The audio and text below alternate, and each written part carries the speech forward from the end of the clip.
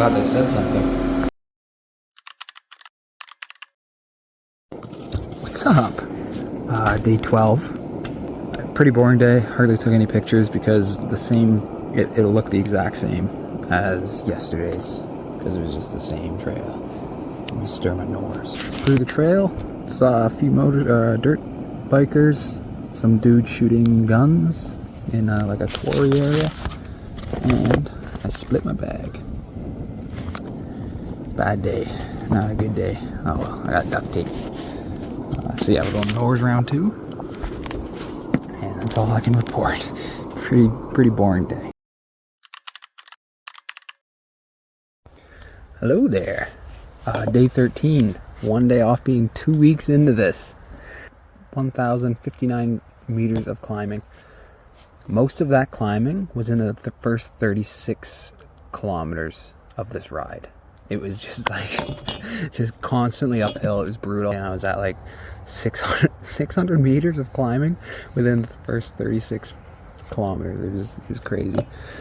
But got some nice pictures. I didn't really talk to anybody today, so there's not too much to report.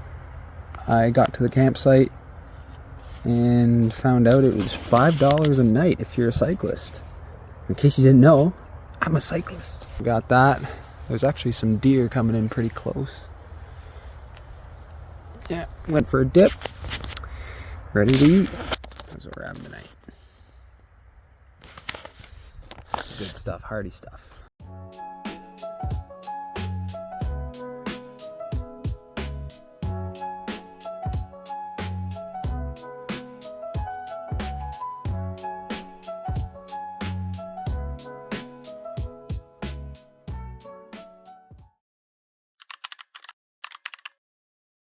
What's up? I woke up with unquenchable hunger. Could not get rid of it. I started off with 2 packs of the quick oats, which is never enough anyway when I'm not doing this amount of activity. So I don't know why I thought it would do any good, but I ate that. Still hungry, so then I went to the grocery store and went to the hot section where I picked up an 8-inch pizza, which I figured would do the trick. But then I also picked up like a chicken sandwich, like a breaded chicken sandwich on a biscuit. And I was going to save that for later and just muck the pizza now.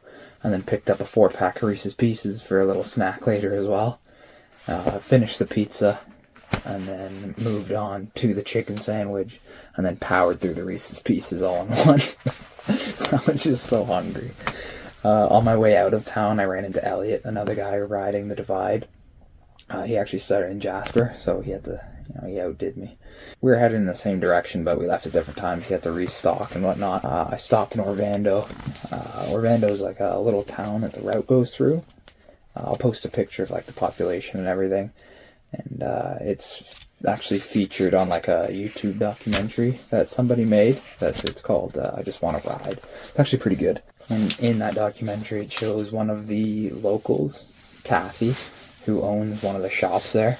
It's like a tackle shop for fly fishing and whatnot. When it's a Tour Divide, which is a race that goes on, she goes and like online you can see the racers and what place they're in and everything. So she'll meet them in the town and take pictures of them and then post them to the website. I'll show where I am in the next video, by the way. And so yeah, she just posts the pictures on the website with a little caption or whatever. And I mentioned that I saw her in that, and she like covers her eyes, covers her face, and we start talking about that for a little bit. And she says that she didn't even know that she was a part of that for the longest time until people were just in her store and was like, "Hi, Kathy," and she's like, "Hi," like not knowing who these people are. And she finally saw herself. And so after we were done talking about that, I was on my way out. Had to make tracks, and so on the way out, I said, "Huge fan, by the way." She face palms and just starts laughing. It was really funny. After that, I head my way to Lincoln, which is where I was going to stay for the night. I wanted to make it to the Alpaca Ranch, which I wasn't going to make it. That was going to be a long way, because I have already, at this point, what did I say I did? Yeah, the 112 kilometers, it was like 7:30. So then, actually in Lincoln, I ran into Elliot again, who was looking for a spot to stay. And we found this campsite. It was $10 a night per tent. And so he came up with a loophole. Well, you pitch a tent, and I'll just sleep in my hammock. So we'll just pay $10, but we'll both sleep on the same site. So, attaboy Elliot for finding the old loophole, saving us some money. Yeah, that was pretty much that day. Good on you, Elliot.